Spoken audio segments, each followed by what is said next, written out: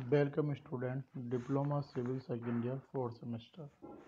Subject Irrigation.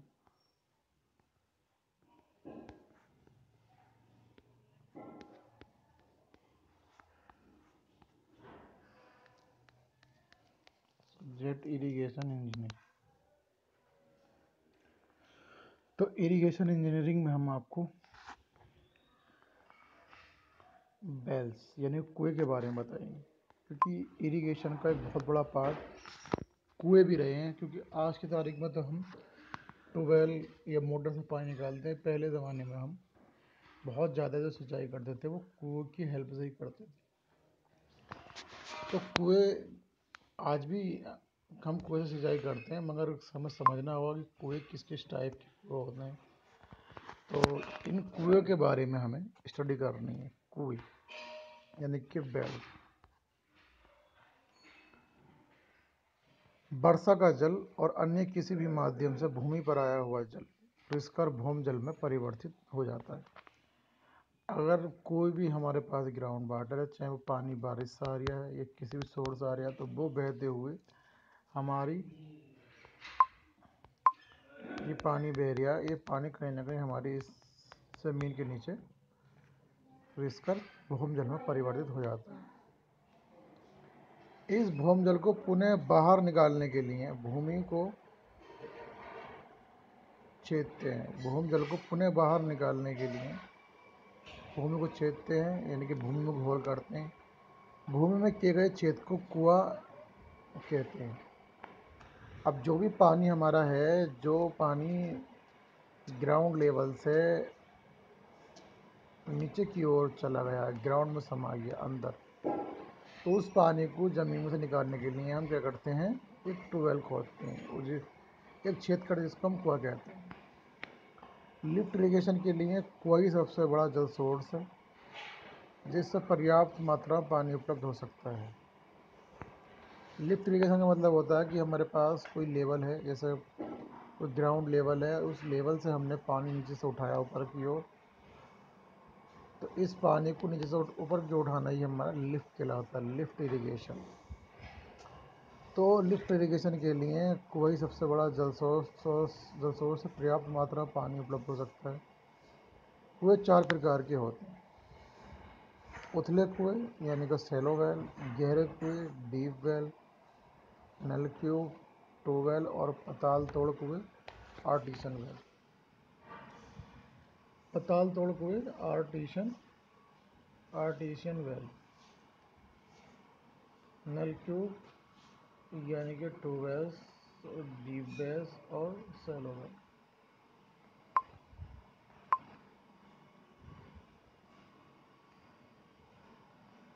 सबसे number पहला आता है उथले कुएं। उथले कुएं की बात करें तो उथले कुएं को हमने क्या बोला है, सैलो वेल। सैलो वेल का मतलब होता है यानी कि जिन कुएं की चौड़ाई ज़्यादा और गहराई कम हो तो ये सैलो होते हैं, और जिन कुएं की गहराई ज़्यादा चौड़ाई कम वो डीप वेल होते हैं। सैलो का मतलब होता है कि जिनकी नींव ज़्यादा गहरी नहीं होती तो हमारे सैलो कहलाते हैं। उथले कुएं प्रथम अपारगमनी परत के ऊपर ही भूमि भेद कर तैयार किए गए कुएं उथले कुएं कहलाते हैं। इनका कहने का सेंस ये है कि जो उथले कुएं होते हैं वो सबसे पहले अपारगमनी, जो हमारी इम्पीरियस लेयर है के ऊपर ही भूमि भेद कर तैयार किए जा रहे हैं, उथले कुएं कहलाते हैं। ये कुएं कम गहरे होते हैं। इन्हें खुला या खुदा कुआं, ओपन या डग वेल भी कहते हैं। इनमें पानी केवल इसी प्रथम परत का होता है, और इस परत की जलधार क्षमता भूमि तल की सतह पर रिसने के लिए उपलब्ध पानी की मात्रा और परत की मोटाई पर निर्भर करता है। सूखे मौसम में भूमिगत जल के निरंतर निकलते रहने तथा रिसकर भूमि में जाने के लिए पानी नहीं मिल पाने के कारण भूजल तल नीचे उतरना प्रारंभ हो जाता है, और परिणामस्वरूप बहुत से कुएं पूर्ण से सूख जाते हैं या पानी कम हो जाता है। अब यहाँ का आप बात समझ लें, ये हमारी पृथ्वी का स्ट्रक्चर है, बहुत सारी लेयर से हमारी पृथ्वी ये परत है। अब हर प्रीवियस लेयर के बाद में एक इम्प्रीवियस लेयर होती है, प्रीवियस लेयर के बाद में इम्प्रीवियस लेयर होती है, प्रीवियस। तो हमारे जो सेलो वेल होते हैं वो हमारी पहली लेयर पे बनाए जाते हैं।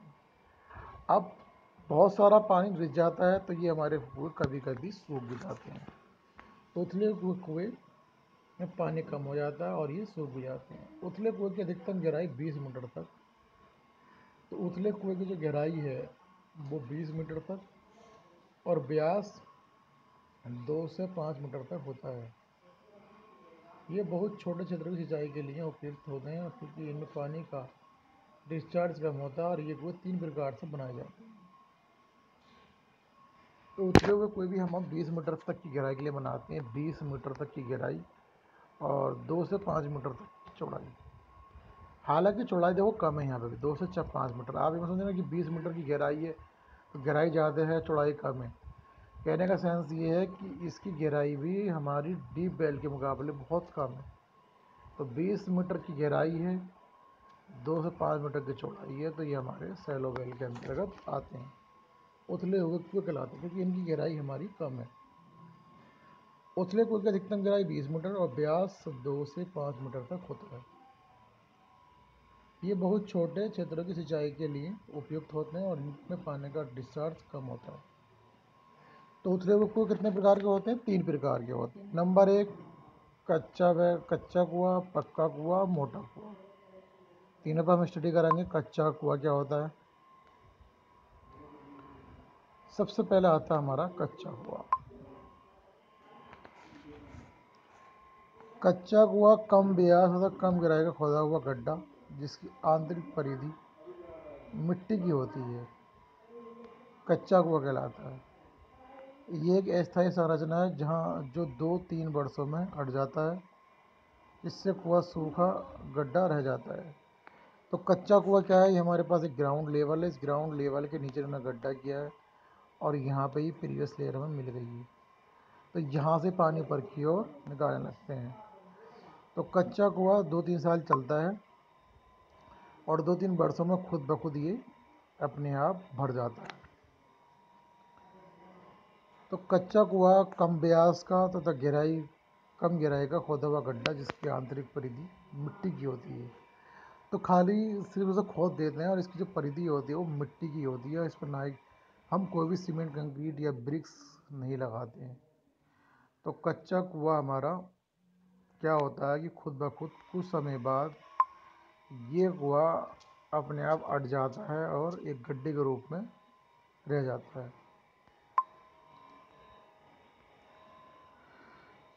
अब आता है हमारे पास पक्का कुआं। पक्का कुआं यह कच्चे कुओं की अपेक्षा गहरे होते हैं और यदि भूमि तल के नीचे की मृदा जलोढ़ हो तो कच्चा कुआं बनाना प्राय संभव सा हो जाता है। जब कुएं गड्ढे में चारों ओर गोलाई में पक्की संरचना बना दी जाती है जिसमें सोइल कुओं को बंद नहीं कर पाती है तो पक्का कुआं कहलाता है। ये कुएं स्थायी होते हैं और स्वतंत्र रूप से छोटे क्षेत्र की अधिक समय तक की सिंचाई कर सकते हैं।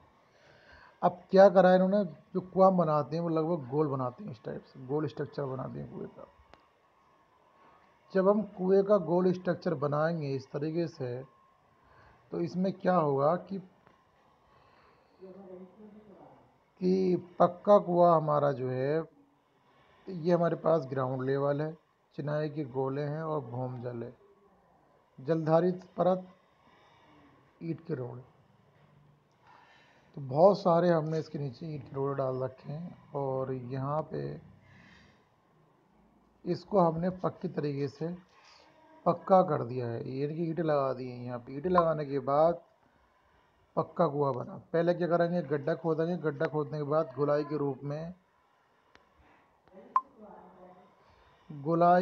रूप में हम क्या करेंगे, इसको चारों ओर से चिनाई करेंगे, तो ये हमारा एक पक्का कुआं बन जाएगा। तो पक्के कुएं की जो कंडीशन है वो कच्चे कुएं की अपेक्षा गहरा होगा, ये तो कन्फर्म है। पक्का कुआं बनाएंगे कब हम, जब वो जहाँ पर हमें गहराई की ज़्यादा आवश्यकता होती है और सबसे बड़ी बात तो ये है कि जब हम कुएं का डिज़ाइन करेंगे, सपोज मेरे पास ग्राउंड लेवल है, ये ग्राउंड लेवल है, अब मुझे कुआं खोदना है। तो यहाँ से मिट्टी खोदी मैंने बहुत सारी। जब मैं यहाँ से मिट्टी खोदूँगा तो ये मिट्टी गिरने लगेगी। इसकी साइड है मुझे ब्रिक से बनानी है, ताकि साइड की सोइल इस कुएं की अंदर की ओर न गिर सके।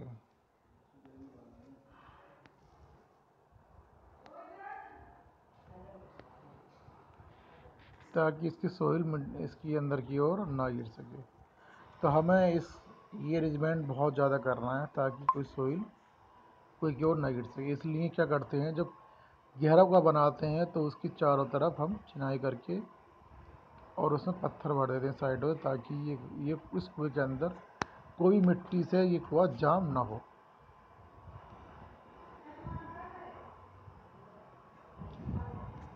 मोटा कुआं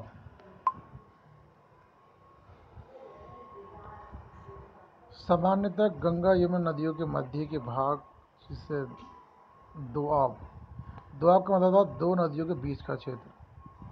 सामान्यतः गंगा यमुना नदियों के मध्य के भाग, जिसे दोआब दो नदियों के बीच का क्षेत्र कहते हैं, में भौमजल तल में कुछ अधिक गहराई पर पारगम्य परत के मध्य कंकड़ युक्त चिकनी मिट्टी एक अपारगम्य परत बना लेती है, जिसे मोटा के नाम से पुकारते हैं। कुएं की संरचना इस मोटा तक ही करते हैं, तब गोले को इस परत पर टिका देते हैं और इस मोटा से में सुराख फोड़ देते हैं, जिसे केविटी कहते हैं, जिससे नीचे का पानी भी निकाला जा सकता है। इस प्रकार बने कुएं को मोटा कुआं कहते हैं। तो मोटा कुआं जहाँ दो नदियों के बीच का क्षेत्र है, भौमजल तल में कुछ अधिक गहराई पर पारगम्य परत के मध्य कंकड़युक्त चिकनी मिट्टी एक अपारगम्य परत बना लेती है, जिसे मोटा के नाम से पुकारते हैं। कुएं की संरचना इस मोटा तक ही करते हैं और गोले को इस परत पर टिका देते हैं और इस मोटा में सुराख फोड़ देते हैं, जिसे केविटी कहते हैं, जिससे नीचे का पानी भी निकाला जा सकता है। इस प्रकार बने कुएं को मोटा कुआं कहते हैं।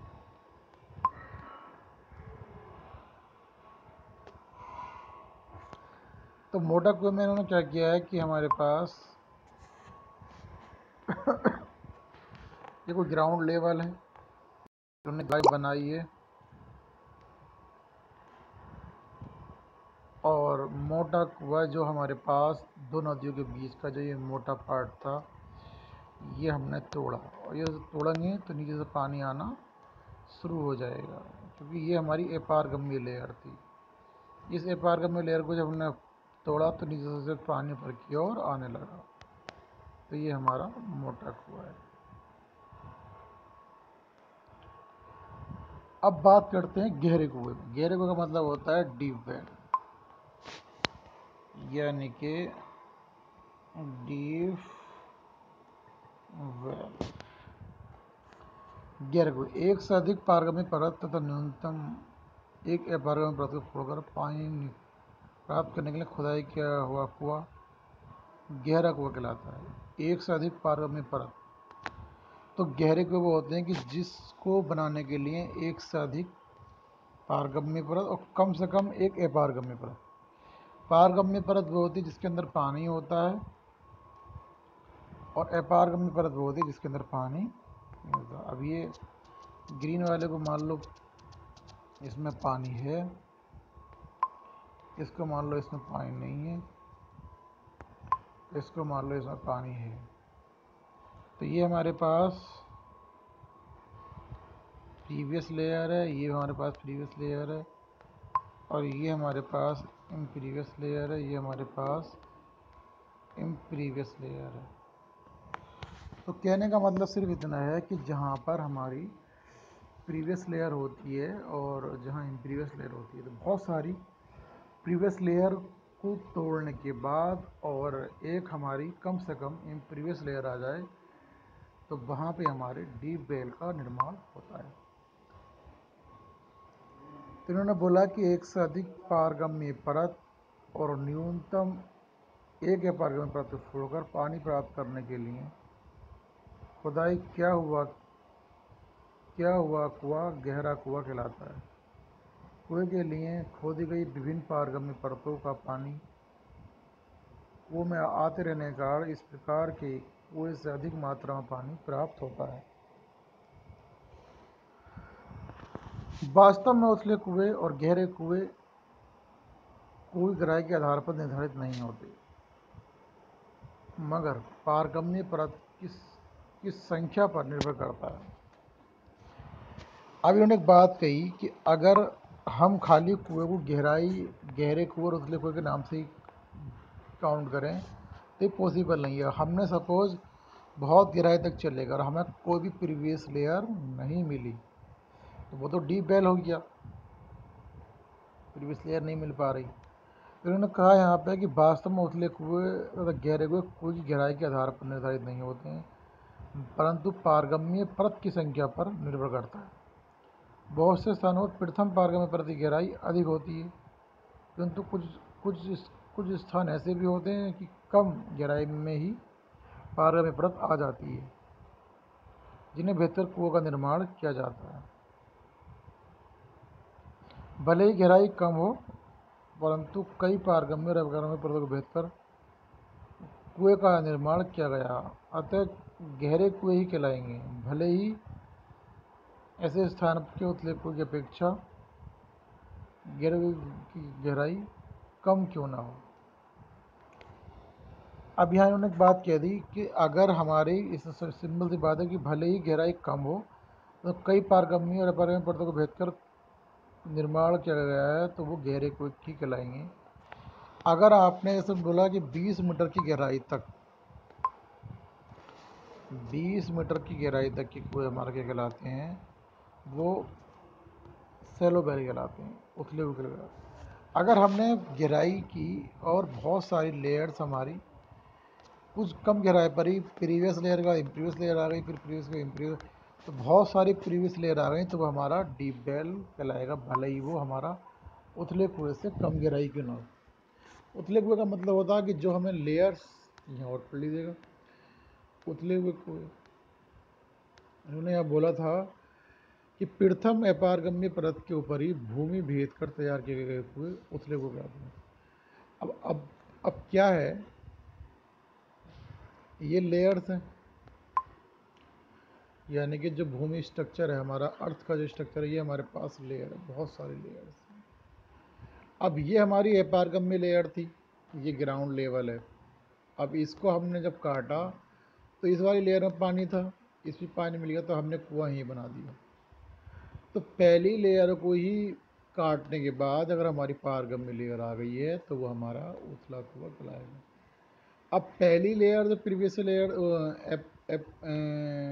प्रीवियस लेयर थी, जिसको हम ये कहते हैं प्रीवियस लेयर, पहली लेयर जो थी वो हमारी खोदी और बहुत गहराई के बाद में हमारी प्रीवियस लेयर में, तो मालूम हुआ गहराई तो इसकी बढ़ गई, मगर हमने लेयर एक ही काटी थी, तो इसलिए हमारा कुएं की गहराई तो बढ़ गई, बट हमारा वो उथला कुआं ही कहलाएगा।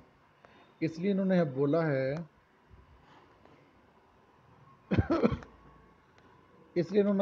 है कि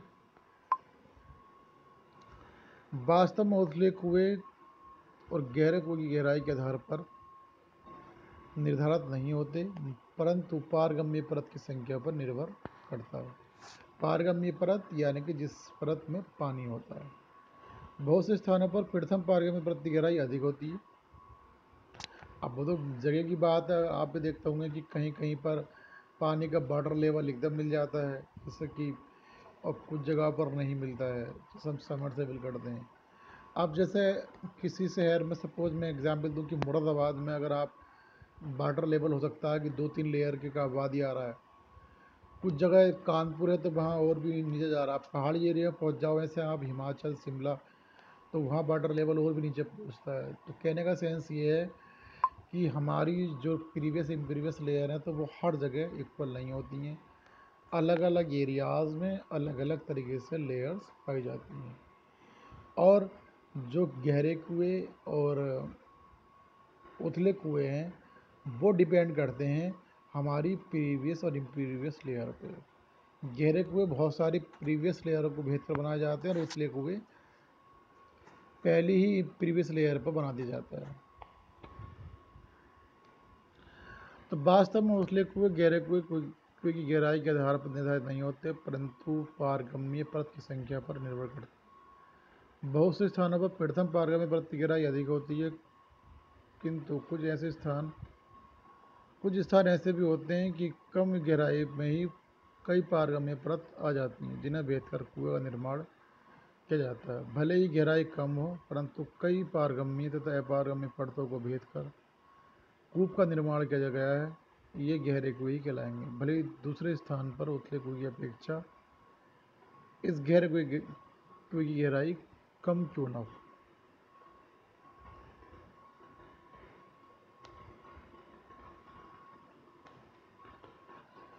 ठीक है जी, कुएं हो गए। अब आती है बात नलकूप की, बात आती है। नलकूप का मतलब होता है ट्यूबवेल, जिसको हम इंग्लिश में कहते हैं ट्यूबवेल।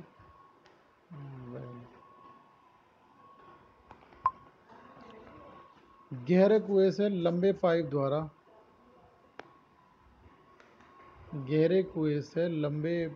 द्वारा तथा अथवा भूमि में पाइप के व्यास के आधार पर उपयुक्त व्यास का सुराख करके पाइप डालकर किसी भी यांत्रिक विधि से पानी को बाहर निकालते हैं। गहरे कुएं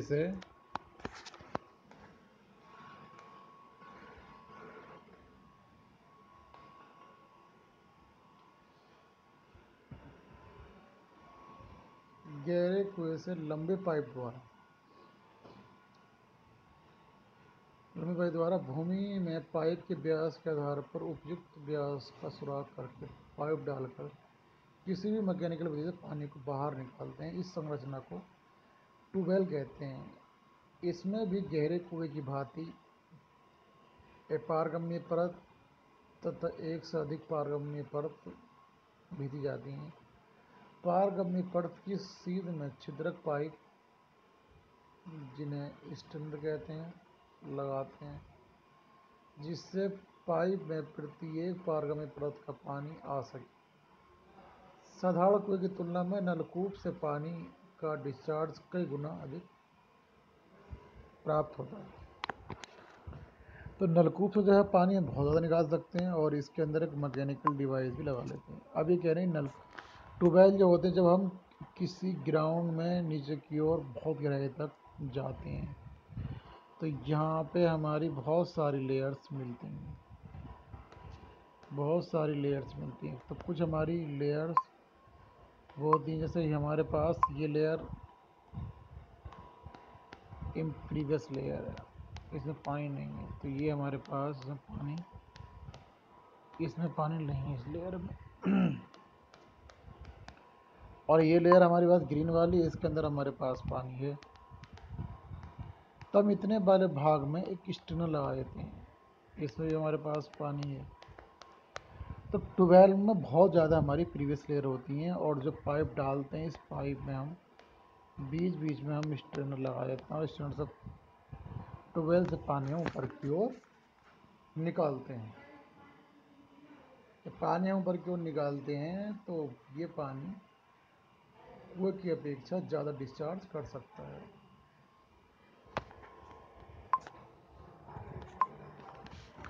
तो ट्यूबवेल पे ही आज की टाइम में हमारी पूरी खेती निर्भर है। तो हम ट्यूबवेल में समरसेबिल है, बोरिंग है, बहुत सारे बड़े से बड़े व्यास के पाइप डालने की सिस्टम लगा रखे हैं और ट्यूबवेल के ज़रिए हमें जनरेटर या इलेक्ट्रिक मोटर या कोई मैकेनिकल डिवाइस का यूज़ करके ही हम पानी को ट्यूबवेल के ज़रिए बाहर निकालते हैं।